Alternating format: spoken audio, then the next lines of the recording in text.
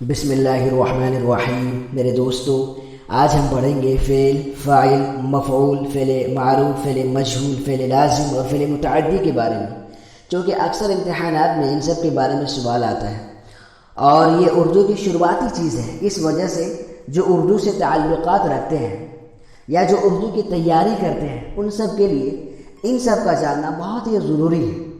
تو فعل لغت میں کام کو کہتے ہیں اور اصطلاح میں کسی زمانے میں کوئی کام کا کرنا یا ہونا سمجھا جائے اسے فعل کہتے ہیں۔ فاعل کام کرنے والے کو اور مفعول جس پر کام واقع ہوا ہو۔ مثال کے طور پر اشرف کتاب پڑھتا ہے، اس میں اشرف فاعل، پڑھنے والا اشرف ہے، فاعل اسی کو کہتے ہیں جو کام کرنے والا ہو۔ تو یہاں پڑھنے والا اشرف ہے تو اشرف کو فاعل کہیں گے۔ پڑھی کیا جا رہی ہے کتاب، تو کتاب کو مفعول کہیں گے۔ مفعول اسی کو کہتے ہیں جس پر کام کیا جاتا ہو یا جس کے ذریعے سے کام کیا جاتا ہو۔ تو یہاں پڑھائی کتاب کے ذریعے سے ہو رہی ہے تو کتاب کو یہاں مفعول کہیں گے، اور پڑھنا فعل ہے، یعنی جو کام ہو رہا ہے، پڑھائی کام ہو رہا ہے تو اسے فعل کہیں گے۔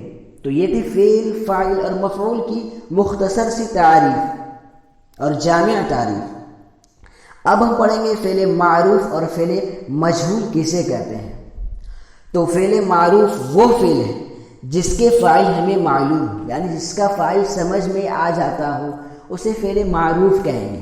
مثال کے طور پر اکرام نے خط لکھا، اکرام نے خط لکھا، تو یہاں اکرام فاعل سمجھ میں آ جا رہا ہے، لکھنے والا اکرام ہے تو اسے فعل معروف کہیں گے۔ لکھنا، اکرام نے خط لکھا، لکھا فعل معروف ہے تو لکھا کون، کس نے، اکرام نے، تو اکرام سمجھ میں آ جا رہا ہے، اسے فعل معروف کہیں گے۔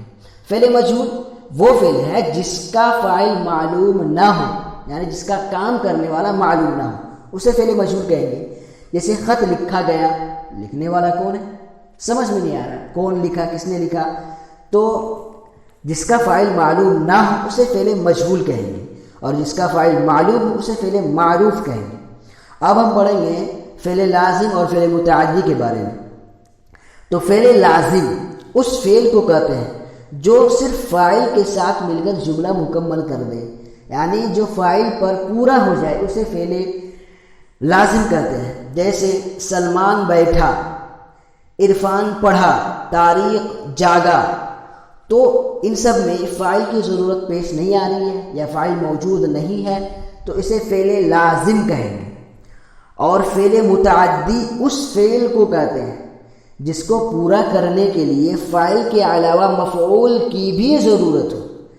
جیسے عارف نے خط لکھا، عارف نے خط لکھا، عمران نے کتاب پڑھی، تو یہاں خط لکھنے والا عارف ہے، فاعل بھی سمجھ میں آ رہا، کیا لکھا، خط لکھا، تو مفعول بھی سمجھ میں آ رہا ہے۔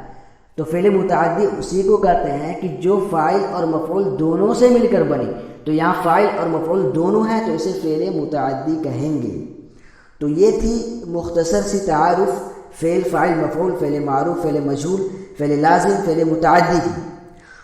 اب ایک چیز اور سمجھ لیں کہ فعل لازم میں نے نہیں آتا، فاعل کے بعد نے نہیں آتا، جیسے سلمان بیٹھا، اب اس میں نے کا استعمال نہیں کریں گے، لیکن فعل متعدی میں نے کا استعمال ہوگا، ہوتا ہی ہے۔ جیسے عارف نے خط لکھا، سلمان نے کتاب پڑھی، تو اس میں یہ فرق ہے۔ تو یہ تھی مختصر سی تعارف جو کہ بہت ہی آسان ہے اور فائدہ مند ہے، آپ اسے یاد کر لیں۔ شکریہ۔